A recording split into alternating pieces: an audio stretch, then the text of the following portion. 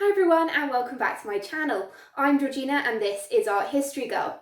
Today we've got a slightly different video. We're speaking to Hugh Berry, who is an interior designer, and he also won Scotland Home of the Year 2020, which is a BBC programme that aired between April and June, July, that kind of time anyway. So sorry if that spoilt it for you. You should know by now that he won.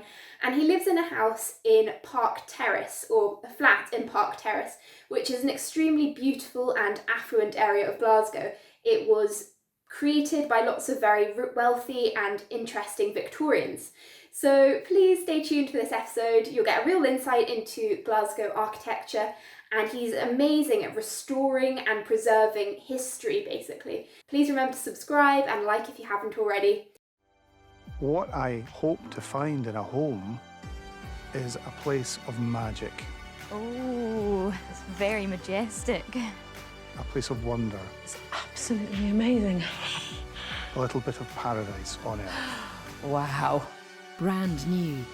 Scotland's Home of the Year. It's going to be a very difficult decision. Starts Wednesday the 29th of April on the BBC Scotland channel. So have you had anyone come up to you since you've won? Yes, quite a few people. The next day after I won, I opened up the door to go to work. I was working around the corner. Literally 4 people came up, 4 strangers. Oh, congratulations, you won Scotland's Home of the Year. I was like, oh, thank you very much. And then my neighbours were coming out, and they were, at one point there was about 10 people and they were all talking, and I'm thinking, my client's waiting for me. I wasn't even like, I was just had my work clothes on and things, and I was giggling away to myself, but I thought, wow. And so many people come by the house and they take pictures, they look in the window, that's what I do as well. I love looking in people's windows. Yeah. You pass by and you think, oh, that's a nice interior, or oh, what happened there?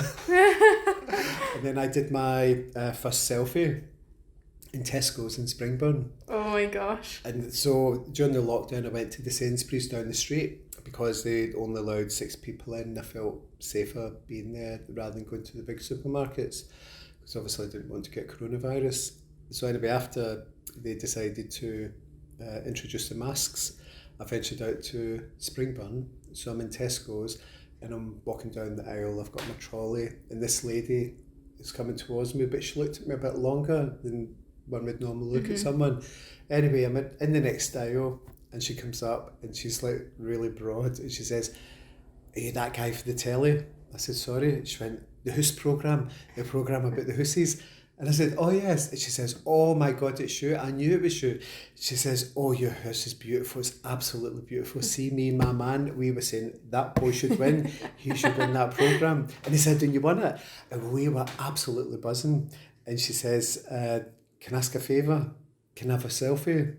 I was like, "What, a selfie of me?" And she went, "Aye." She says, "My man, he won't believe if I tell him that I met you." And I said, "We're actually standing in the frozen chicken section." So I took her around to the chocolate section, the biscuits. Oh, much nicer. Much nicer, yes. More appealing. And she says, "Can you take your mask off?" I said, "We're not allowed to take a mask off, if you're in a shop." And she went, "Oh, he won't believe me if he sees me." And I was like, okay. So anyway, she had an iPhone the same as me. And I said, "Look, if you put your camera on and there's the timer, we'll put it for 10 seconds and then we'll stand back. And then when we get to 2 on your little iPhone, we'll just pull the mask down just quickly." And she went, "Aye, all right." She didn't even know she had that facility on it. So anyway, she found something new. So anyway, that's what we did. When we got to 2, we pulled it down, then put it back on. And I was thinking, God only knows what the security people must be thinking, because obviously they've got cameras in the aisles. 2-man What are people they put the doing? mask down. And so anyway, she's like, "Oh my God, I'm pure buzzing. I can't wait to get home." And she was like so excited. Aww. And it was lovely actually, because it was just the joy of that lady, she was so happy. And I thought, that's really nice actually, that, because, these days there's not a lot of happiness going about. But at the same time, I was embarrassed. I was thinking, oh my God. So from meeting people out in the street, and I've been in different parts of Glasgow, and people have said, "Oh, you're the guy from TV," and said, "Oh, we loved your house." But there's also been people who don't like it. Really? Oh yeah, That's quite interesting. There's been a few like magazine interviews, Yeah. like newspapers, which I did the interviews for, and then they put them online, and of course you sort of see the comments, and about 99% of them are positive. It's like, that's beautiful, all of that, which is great. And you get the negative ones. There was one guy, he said, oh, that house is, it's like a museum, and it was so sort of like, you know, it's not a family home and things like that. And I thought, oh, okay. So, you know, you can just read them, but you can also reply. So I replied back. Did you? I certainly did. And I just said, I think, let's call the guy John. I says, John, I've just read your comments. And I said, I know my home is not to everyone's cup of tea. I said, but I decided on the style because of the age of the house and the style and the character and like the phrases and things. Yeah. And I designed it to be in keeping. And also, you know, when I'm sort of up in with the feather choir, you know, hopefully future generations can appreciate it and keep it, preserve it. And I said, and you said it's not a family home. I said, it very much is a family home. I said, I have family, friends, the children, and it's one of these homes where you throw yourself on the sofas, you put your feet up. I'm not one of these people that you go into a house and you have to sit up, you know, this things drops on the floor. I think it's got bags of personality, like all your books, and you know, it's definitely got lots of stuff. I guess when you go on a programme like that, though, you sort of make it look a bit more show homey, just because if you get a camera crew coming around, you're going to make it look as tidy as possible, aren't you? Absolutely. And it's that thing about, I think a home should be, for me, a home should be a place you walk into and just like, you relax. And like this kitchen table, for instance, look, there's little bits of marks on it and things like that. And every so often I think, do you know what, I'm going to paint that table. But if anyone comes round, I wouldn't be like, oh my God, I must hide that, you know. I just think it's a home. It's a society now. We're so quick to throw things away and dismiss things. And yeah, I think you're right.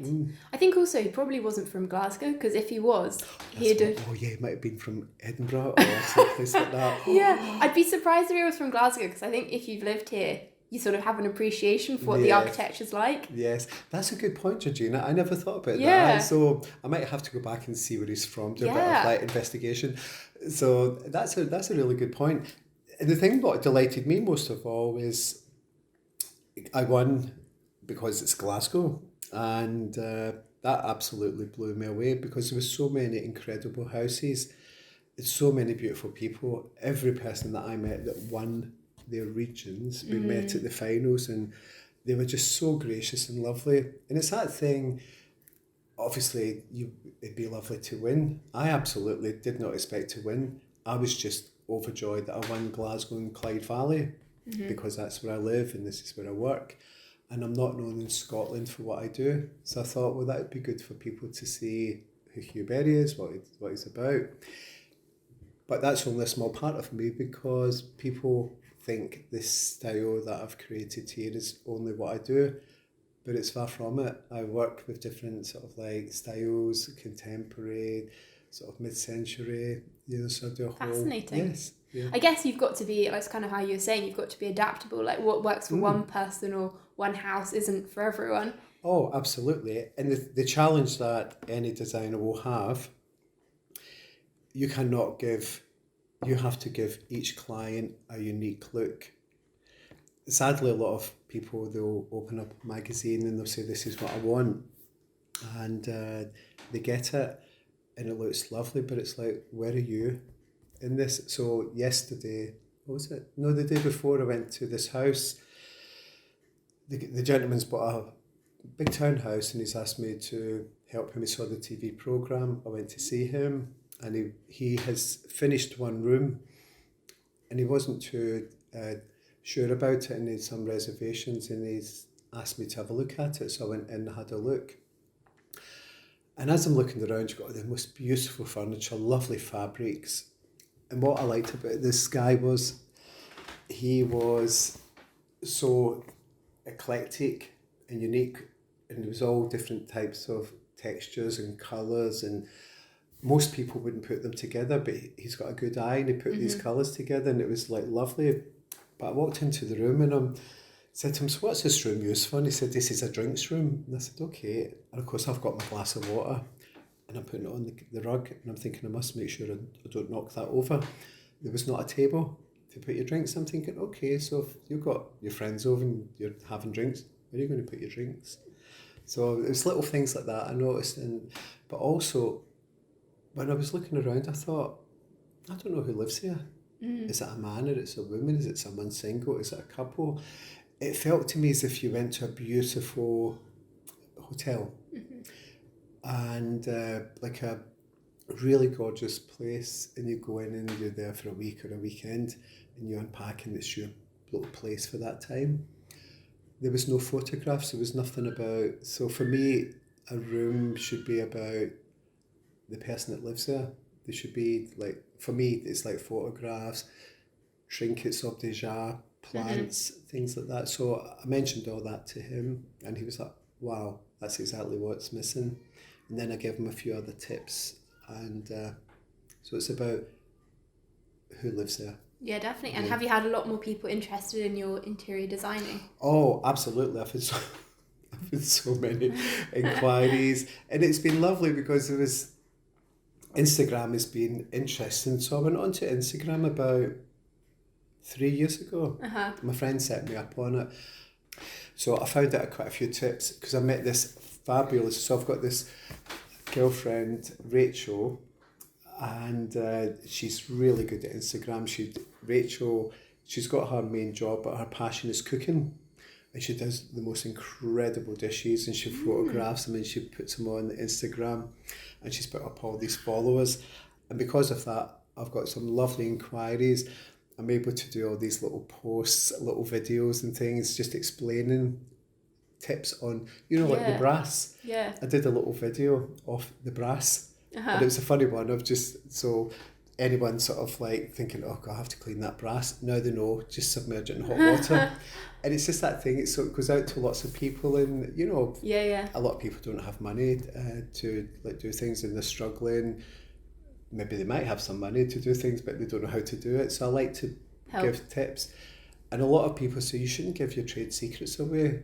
And I just think, you know what? I learnt that from someone, so why not pass that on? Because I think that's what life's about. It's like, you get information, you pass it on. Definitely. And that's... Oh yeah, I was going to ask, how did you know about your freezers in the hall?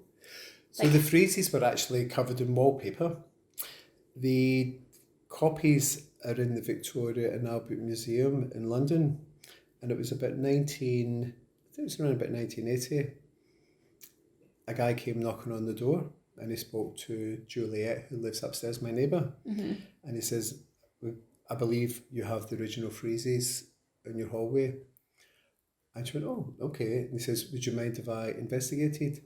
So I believe he was here for over a year with a little scalpel, and he uncovered the friezes, the ones of the ladies and things like that. And he photographed it and then never saw him again. So when I bought the apartment, the hallway, the friezes at the top, they were so dirty and you couldn't really see much of the detail. And there was still lots of wallpaper on bits of the wall. So of course I took the wallpaper off, not with a scalpel. I was much faster. And then I started cleaning the friezes up. So I took it to its next level. And then I uncovered a lot of the other hidden secrets. And then also by cleaning, I got to see the true colours. Yeah. And so above the front door, I actually thought it was like painted black, and it wasn't. It was just 170 years of dirt and grime. Yeah, that's so funny. And I started cleaning it, and I thought, when I was on the scaffold tower, I just noticed a little shape, and I thought, oh, that's interesting. I wonder, there's definitely something behind it. And of course, like going round and round and cleaning, it started revealing itself, and I thought, oh wow, that's a Greek key symbol. And then I cleaned more, and then I got the whole frieze. And I was going to ask you about the person that lived in this house, because on the phone when we first spoke, you said you sort of knew a bit about who it was. Yeah, so his name is Dave. I'm trying to remember his surname. It'll come to me in a sec. But his name is Dave, and he lived here. I think he bought it in about 1970. All right. He was a printer and I think photographer. I don't know if he did photography for a living, but I know he was into it, but printing he was into. And he was like old school. Juliet and my neighbours told me he's like shirt and tie, very gentleman, like an elegant man, a pipe smoker, I believe. But he was one of these guys, he didn't like any tradespeople in his house. So he got to I think you get to the stage in life where, you know, like maybe there's a bit of wallpaper hanging off the wall and then you think, oh, I'll sort that next week. And then next week goes into next month. And then before you know it, you don't see it. And then with anything, you always have to do maintenance, whether it's a home, yourself, you know, you always have to look after it. And I think with Dave, he got to that stage where he didn't see it and it started falling apart round about him. And he also had a flat upstairs. So this flat was empty for a lot of years and then he lived upstairs. And then as he got older, I think he came down here, but he didn't have any heating. And he was one of those, I think he actually was quite wealthy because, you know, he wasn't married. And I think like with his job, he probably was successful in his career. So it wasn't, he didn't have money, but he didn't have like central heating and he just had like a 2-bar fire. And Juliet upstairs, she used to keep an eye on him. And we had a big cold snap about maybe 6 years ago or something like that. And she hadn't seen Dave for a couple of days, so she knocked on the door. She couldn't get him, so she phoned up his nephew. His nephew came over, broke the glass panel on the door. They found him in, you know, that little guest bathroom. He was on the floor, hypothermia. And she said it was so cold. You know when you're outside and you're sort of talking, you can see your sort of breath. She said it was like that. Wow. And there was icicles hanging from the ceiling. Oh my gosh. It was that cold, poor That's guy. crazy. But fortunately they got him into hospital, but he never came out. I think he had maybe like a dementia type of thing. And he sort of went down and down. So the family decided to sell this apartment, but they kept the one upstairs. And that's how I came to buy it. Oh wow, that's so interesting. And what about the original people that, you know, once it was first made? So the original people, there's been a few families that have lived here, but the back in the day, the early family was Sir William Pearce and his wife, Lady Pearce. And I don't know if it could be Mary Pearce or something, but don't hold me to that. He was a shipbuilder, a government shipbuilder. And I was doing research onto them from the Mitchell Library because I wanted to know the history of the house. And it was Charles Wilson was the architect who designed this whole area. So Sir William Pearce and his wife lived here. So they were he was taking the equivalent of maybe, it was about £300 a week wages. And the average man was taking £1 a week. Wow, that's crazy. So you can see the difference if you add it up to like today's. So I think because of that amount of money that they were making, they were able to afford to be very opulent in the sort of like the designs and the phrases and the styles. Because a lot of the houses, they were all designed by the same architect, but each house had its own different sort of look. Some were more, you would call sober, very sort of like, no frills, very, very beautiful, but nothing sort of elaborate, no embellishments. It was, I would say, quite sort of like strict and sort of like, sensible. Yeah, so it's a bit like, when you have a new build now, you can go in and choose like your cupboard doors and all that. You have quite a lot of say sometimes, don't you? That's exactly what it was like back in the day, because you got all that beautiful cornicing. So you'd actually have a company that'd come up and they'd have like a catalogue really? of That's the so cornicing. So you'd say to Mr. and Mrs. sort of Fraser, this is the collection that we do, and this is collection number 1. They would have sort of like the samples, so they'd come to your house just like a new build. You'd go and you'd select your kitchen. It was very much the same back in those days. Fascinating. Yeah, but rather than you going over to a showroom, I guess they would have sort of come up in the horse and cart or the horse and carriage, with their cornices. With the cornices, because the car hadn't been invented in those days. And do you know the other thing that really fascinates me, when I was restoring the friezes in the hallway, and I've got my glasses on and I've got my magnifying glass, I've got my trusted friend, my head torch. And I was sort of like thinking, oh, I'm not getting this right, and I'm squinting. And then it just occurred to me, I thought, wow, I've actually got a head torch, I've got electricity, so I've got lights. I said, back in the day, they didn't have that. Electricity hadn't been invented. So they had gas lights, candles. Yeah, and you just, even in the winter, the days are so short, aren't they, in Scotland? Absolutely, and that's a good point, Georgina, because, like autumn, winter, when do you get good light? You don't really get good light. And so spring and summer, it'd be the best time to sort of do that. But I don't think they would have had that option back in the day because, fortunately we've got protections. Sadly, that's getting eroded, in the workplace.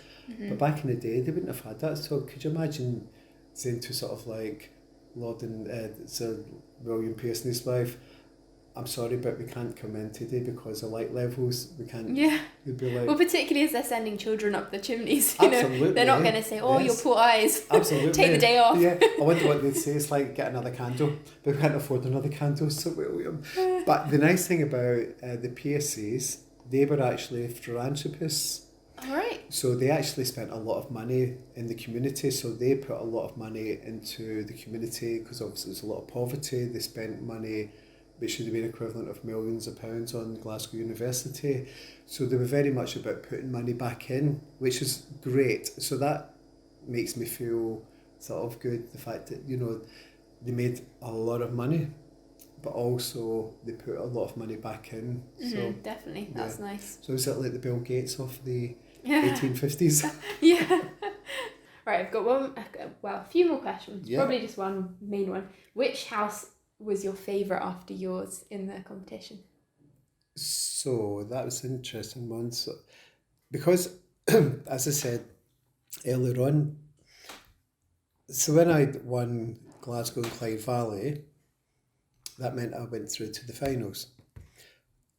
And working on the Glasgow Clyde Valley, getting it ready, and all the fears of, because I actually thought I'd probably get the lowest vote. Right. And I was looking at the judges, and there was the Anna Campbell-Jones, and she's the lady, fabulous lady with the tattoos and the really sort of cool look. I absolutely thought she would give me the lowest vote. I thought she won't get my style. The architect, Angus, I thought I wasn't too sure about him. It could have went either way. I think he might, but I wasn't too sure. And the other judge, Kate, I thought, I'm sure she'll get my style, because when I saw a couple of her programmes, she loved plants and she loved sort of like books and things, and I thought, well, I've got lots of plants and lots of books, so I think she'll get me. So when it came for the day of the filming, they cannot see you, you cannot see them. And you have to be out the house for 4 hours, because they have to come around the house, they have to look at everything, they're interviewed and all of that stuff.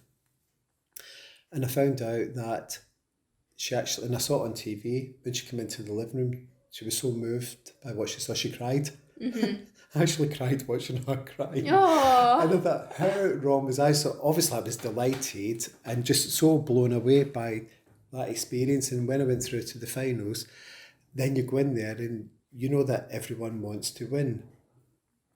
So I felt, are people going to be like bitchy? They're going to be like, be better than you type of thing. Far from it. It was one of the most enjoyable days. Everyone I met, they were just so gracious and lovely, and everyone, the homes were just, even ones that didn't get through to the finals, there were so many homes you just think, that should have went through. And it's because there were just, people put so much passion in, and there were some homes that I saw which I thought, again, it was a bit like, I was telling you about that guy I went to see the other day, where it was like, who lives here? It was like that. But anyway, so we felt that on a few of them. Yes, and it's that thing. It's totally. like it's like you'd open up a Quite magazine. show-homey, yeah. And absolutely, and it's like, this is what I want. You get it, okay? So I met the people, but there was a young couple that I met, Liam and Carol. So he was a fisherman, and she's a primary school teacher. And I just fell in love with the two of them. I just thought they were just so sweet. And they had a tiny little fisherman's cottage, and they were like showing me pictures of it.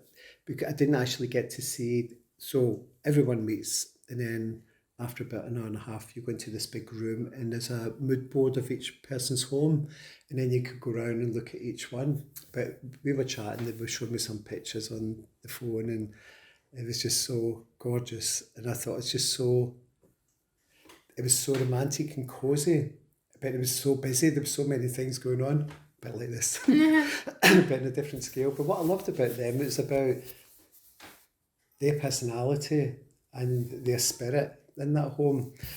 And I remember I said to them,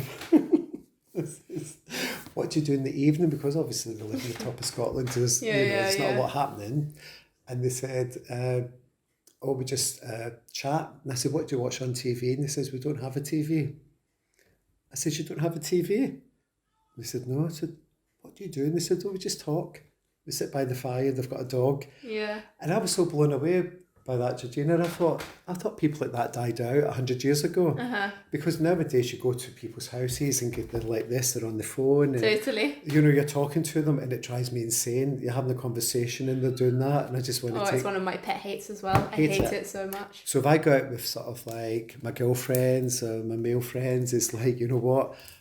Phones away. It's like, come on. Because I don't want to go out and sort of, So Liam and Carol, I just fell in love with those two. I fell in love with their house. I just thought the whole package was just so gorgeous and unique. There was another house, which was Mouse Cottage. That was one of my favourites. And I loved that house. And I just wanted to just go there. Yeah. I wanted to say to Penny, can we swap houses? Yeah. Anyway, it turns out when I was chatting to Penny, she used to live around the corner. And then she ended up moving up to where she lives with Mouse Cottage. I loved her house because it was just so beautiful. I loved the proportions. I loved her style. And I loved Penny. She was a character. She was like one of these ladies who was just sort of so elegant, but you just know she's one of these people you can just sit down and just throw your shoes off and have a good laugh.